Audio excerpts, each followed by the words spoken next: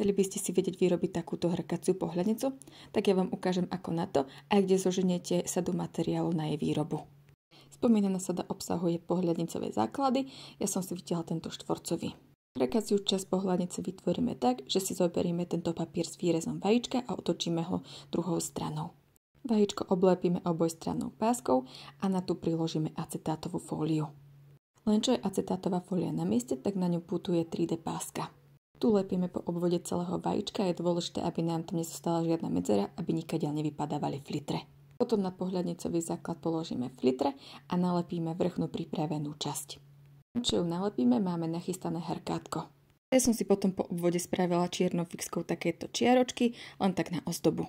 Prvný krok je zdobenie a to už je na každom z nás, ako si vyzdobíme, ale sada obsahuje rôzne obrázky, či už zajace, kvietky alebo aj slovenské nápisy. Samotná sada obsahuje 2 pohľadnicové základy a aj rôzne iné ozdôbky, aby ste to naozaj vedeli prispôsobiť svojim predstavám a kreativite.